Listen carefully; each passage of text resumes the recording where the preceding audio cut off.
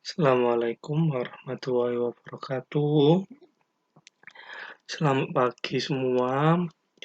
Pada kesempatan pagi ini, marilah kita berdoa agar ilmu yang akan saya sampaikan mengenai kimia fisik yang berjudul dengan sistem kerja kalor dan energi dalam pada termodinamika dapat tersampaikan dengan baik, sehingga bisa menjadikan bekal saudara untuk ke depan, sehingga ilmu akan menjadi barokah.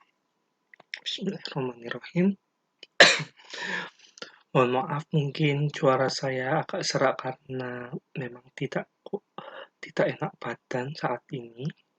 Saya mengalami batuk ya. Oke, jadi kemarin telah dibahas oleh Ibu Nisa mengenai termokimia. Pada termokimia itu adalah panas, kimia adalah kita tahu adalah chemistry, kimia ya. Jadi suatu reaksi panas yang menimbulkan reaksi kimia. Itu akan ada eksotermik, endotermik. Sekarang kita akan berbeda mengenai tidak membahas termokimia tapi termodinamika. Termodinamika ini lebih ke arah panas yang akan menghasilkan suatu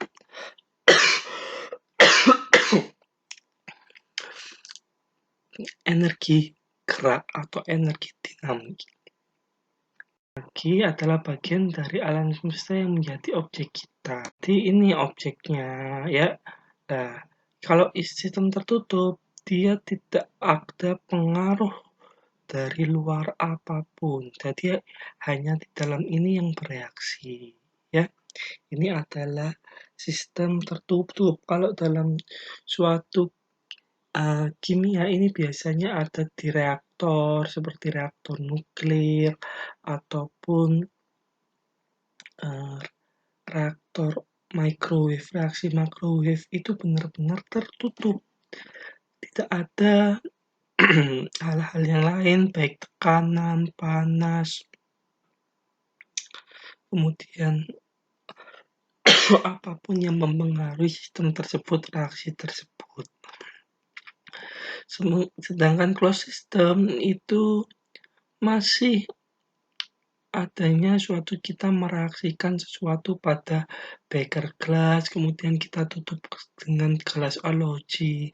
Ini masih bisa panas dari sini, dari sistem ini menuju ke lingkungan ataupun lingkungan ya alam semesta masuk, ini masih ada.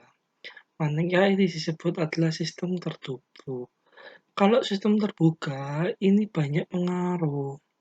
Ya, pengaruh baik itu misalnya adalah contoh di sini disebutkan adanya bola kasti yang bisa masuk sehingga merusak sistem sehingga air dapat tumpah dan lain-lainnya. Ini adalah open system.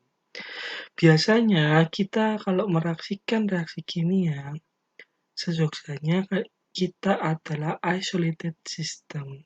Seandainya bila tidak bisa, maka closed system pun sudah bagus ya, seperti itu.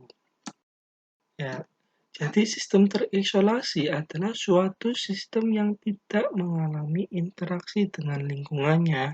Jadi tidak terjadi pertukaran massa maupun energi. Contoh tabung gas yang terisolasi. Jadi tabung gas nitrogen, oksigen itu kan tidak bercampur dengan udara luar. Itu adalah suatu sistem yang terisolasi. Kalau sistem tertutup adalah suatu sistem yang di dalamnya tidak terjadi perubahan massa, namun terjadi pertukaran energi dengan lingkungannya. Ya, contoh balon udara yang dipanaskan. Seperti itu, atau kita tahu biasanya balon udara yang diisi gas nitrogen awalnya bisa melayang di udara, tapi setelah semalaman maka dia tidak akan bisa melayang, akan turun. Nah, ini adalah suatu sistem yang tertutup di mana masih ada energi yang bisa masuk dalam sistem tertutup. Kalau sistem terbuka adalah suatu sistem yang di dalamnya dapat terjadi pertukaran massa energi dengan lingkungannya, ya, seperti turbin gas atau yang seperti saya contohkan tadi. Nah, kita juga akan mengenal usaha. Ya, usaha adalah proses pemikiran energi secara mekanik, sehingga usaha dalam gelak lurus atau gelak translasi W sama dengan F gaya dikalikan perpindahan jarak. Usaha gerak rotasi adalah torsi dikalikan dengan theta perubahan sudut. Usaha dalam termodinamika, W adalah tekanan dikalikan dengan delta volume. Jadi perubahan volume V2 dikurangi V1. Suara saya serik, mohon maaf tidak bisa ini ya. Semoga tetap terdengar jelas.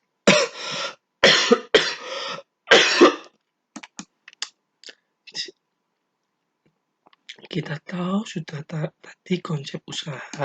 Oke, sekarang kita adalah kalor.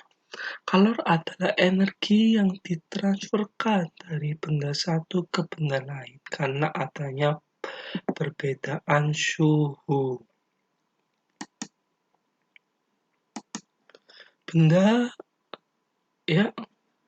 Alat pengukur kalor adalah kalorimeter dengan 1 kalori yaitu 4,182 Joule atau biasanya disingkat sebagai 4,2 Joule.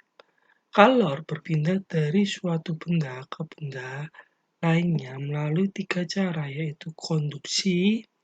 Ya, contoh konduksi adalah kita memanaskan panci pada kompor listrik itu secara efek konduksi akan lama-lama akan panas, ya. Biasanya ini adalah benda padat. Kalau konveksi ini melalui zat alir, seperti kita memanaskan panci yang di dalamnya berbiji dengan air di dalamnya. Air akan panas karena dia akan sifat alir, ya, mengalir.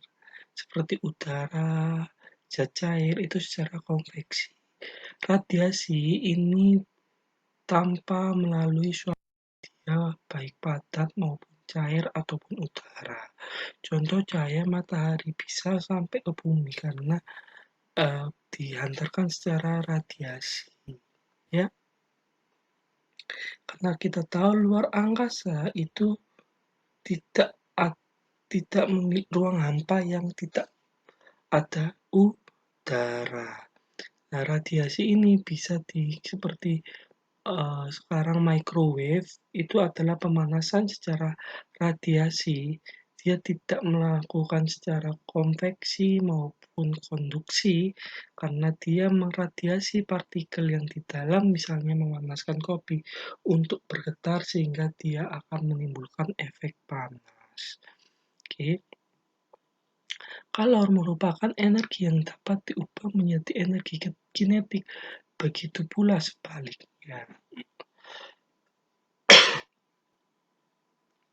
Kalor dapat dibagi menjadi dua jenis, kalor yang digunakan untuk menaikkan suhu atau kalor yang digunakan untuk mengubah wujud, ya. Kalor kapasitas adalah banyaknya kalor yang diperlukan untuk menaikkan suhu benda sebesar 1 derajat Celcius. Sehingga kalau saya jelaskan di sini, ya, karena kita belajar kimia fisik itu lebih ke arah ilmu kimia yang berhubungan terhadap fisik suatu zat. Itu sebenarnya konsep dari kimia fisik. Jadi Kenapa ada es kering? Es kering itu adalah sebenarnya karbon monoksida yang pada suhu ya ruang dia berupa padatan ya. Jadi seperti itu. Nah, tapi dia tidak mengalami proses pencairan kan es kering itu langsung dia menguap di dalam bentuk udara. Jadi ibaratnya seperti ini ya. Oke, saya akan menggambarkan suatu diagram seperti ini ya.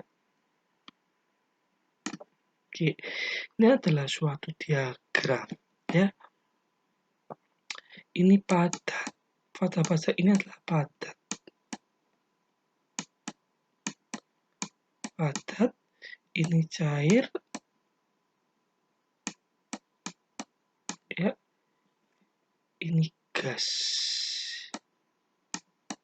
Ya.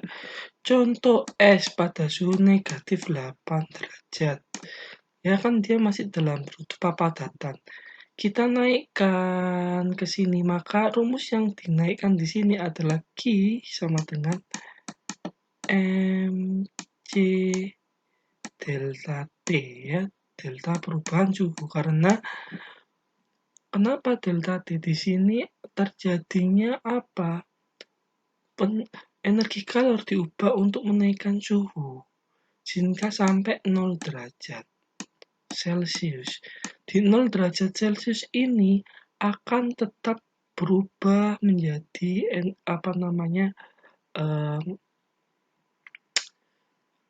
derajat sampai 0 derajat sini. Ini energi kalor yang digunakan lebih pada untuk mengubah wujud padat menjadi cair. Ya, jadi tidak akan terjadi kenaikan suhu. Maka disebut di sini adalah Q ya, M ya, dikalikan L. L ini adalah kalor lebur. Berapa ya? Kemudian di sini cairan akan naik pada suhu 100 derajat misalnya ya. Ingat dalam tekanan 1 atmosfer suhu yang konstan ya, ini air akan menguap pada suhu 100 derajat Celcius. Ya, di sini dari 0 ya menuju ke 25 suhu ruang 50 sampai ke sini ini juga adalah Q sama dengan MCT ya. Massa kalor jenis dikalikan dengan perubahan suhu. Tetapi saat di sini ya 100 derajat tidak mungkin air akan lebih panas dari 100 derajat. Misalnya menjadi 200 derajat, nggak mungkin karena dia sudah titik didihnya itu adalah menguap pada 100 derajat Celcius. Maka suhu air menguap tetap 100 derajat Celcius. Nah, energi kalor yang diberikan tidak menaikkan suhu tetapi akan mengubah wujudnya menjadi gas. Disinilah kita tahu kimia fisik sebenarnya itu belajar mengenai sifat melting point, boiling point, kemudian sifat-sifat yang lainnya yang bisa untuk mengubah wujud. Itu adalah kimia fisik. Ini penting untuk dipelajari karena contoh tadi adalah es kering. Dia kalau misalnya es kering padatan, dia tidak pernah ditemui dalam cairan ya. Dia langsung pada proses dia menguap ya atau yang disebut sebagai padat apabila langsung dalam bentuk gas adalah menyublim ya. Kalau menguap adalah cair dalam bentuk gas itu menguap. Dia langsung menyublim. Itu adalah disebut sebagai fase di mana kalau kita melihat diagram fase dari es kering emang berbeda. Itu nanti diagram fasanya itu seperti ini ya. Kalau kita pelajari. Jadi dia di sini padatan. Tapi pada suhu negatif 8 misalnya. Tapi ya pada dia suhu ruang dia tidak akan dijumpai ya, ini misalnya padat ya di sini. Maaf di sini padat ya. Kemudian dia tidak dijumpai dalam bentuk cairan karena dia langsung berubah di sini berubahnya akan menjadi apa? Uap. Seperti itu ya. Oke. Jadi kita tahu bagaimana seperti etanol. Etanol itu di suhu ruang itu mengapa dalam bentuknya yaitu cairan ya. Kemudian titik-titik etanol adalah 78 Celcius ya. Jadi saat dipanaskan, kalau suhu ruang dipanaskan terus-menerus, dia akan menguap pada suhu 70 derajat Celcius. Nah, ini akan penting dipelajari. Kalau seandainya seorang farmasis membuat suatu bahan obat, itu misalnya minyak atsiri ataupun apa, kita akan tahu berapa namanya boiling point, titik uapnya seperti ini tuh seperti apa, berapa. Seperti hanya kita tahu parfum, itu kan biasanya akan saat disemprot akan menguap berbeda-beda tergantung titik-titiknya masing-masing. Akan awal berbau lavender, kemudian berbau seperti minyak ini. Ini adalah konsep yang kita gunakan ya. Tadi saya sudah sebutkan persamaan benda yang tidak mengalami perubahan wujud, maka MC delta T. Nah, ini adalah kapasitas kalor. Tadi saya sebutkan kapasitas kalor. M kali kalor jenis, maka bisa disebut sebagai kapasitas kalor. Untuk benda yang mengalami perubahan wujud, yaitu Q sama dengan massa dikalikan kalor lebur. Kalau uap berarti Q sama dengan M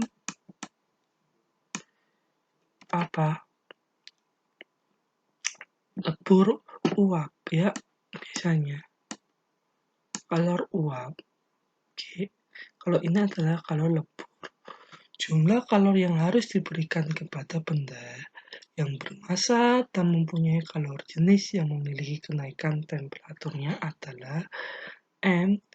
Ini adalah delta integral suhu awal ke suhu akhir delta T, atau sebetulnya Q sama dengan MC delta T ya. Ini udah cukup rumus ini. Jadi baik titik lebur maupun titik-titik adalah spesifik. Kalau di farmakope itu dijelaskan, semisal titik lebur dari paracetamol, ya, paracetamol adalah ya itu dia meleburkan dia padatan ya, yaitu semisalnya adalah 130 derajat Celcius ya. Maka kalau seandainya ada apakah ini paracetamol atau bukan, misalnya ada ini ya, nifedipine ya, nifedipine misalnya suhunya itu dia titik leburnya yaitu 180 derajat ya. Maka saat ada sampel diamati dia meleburnya bukan 130 derajat, maka ini bukan paracetamol karena udah spesifik ya. Udah paling rentangnya seperti ini ya. Kalau seandainya pengotor akan terjadi apa? Nilai jarak lebur. Jarak lebur itu misalnya nanti nggak melebur pas 130, misalnya dia mulai melebur di awal adalah 110 sampai 135, maka kita yakini kemungkinan ini paracetamol tapi ada pengotornya. Itulah konsep dari kimia fisik yang harus dipelajari ya. Paham ya di sini? Menurut asas Planck, yaitu kalor yang dilepas sama dengan kalor yang diterima, ya. Jadi ini adalah Q lepas sama dengan Q yang diterima. Ingat kita di MC delta T, jadi MC delta T. Jadi pasti di sini keseimbangan antara menerima dan menyerap kalor. Melepas dan menerima kalor, ya. Yang melepas kalor adalah benda yang suhu tinggi, yang menerima kalor adalah benda yang suhu rendah. Jika bersamaan dijabarkan, maka ya tadi ini adalah yang dilepas, misalnya kalor yang dilepas, ini adalah kalor yang diterima.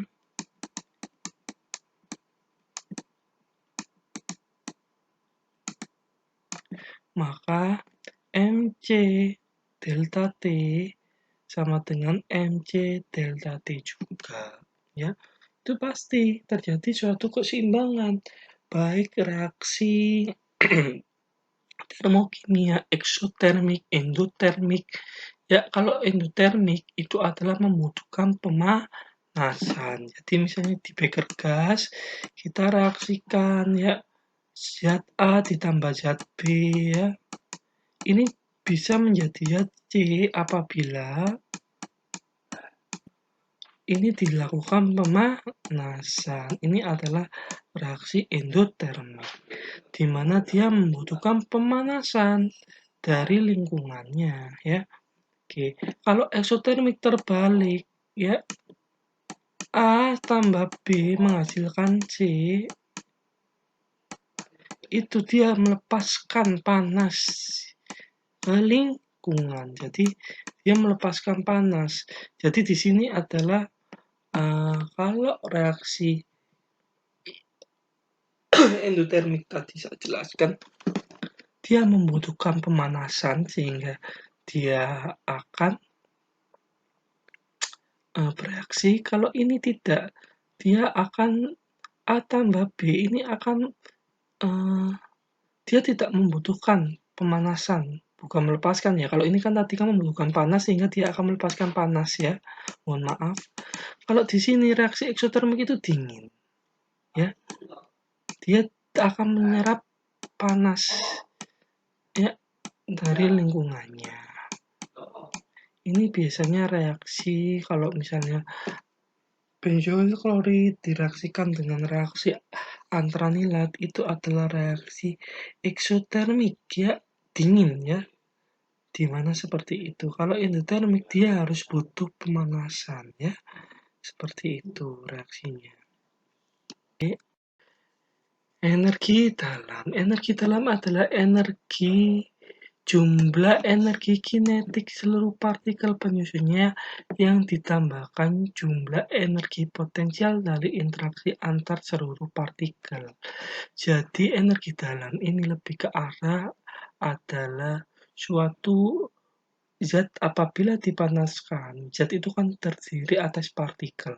Partikel-partikel itu akan bergetar. Bergetarnya suatu partikel itu akan menimbulkan suatu energi dalam, ya. Energi dalam merupakan suatu sifat makroskopik sehingga tidak dapat diukur secara langsung. Secara umum adalah terjadinya energi dalam ini adalah U2 min U1 delta U karena awal partikel akan bergerak ya, tapi pergerakannya minimal, tapi saat dipanaskan dia akan bergerak lebih cepat ya.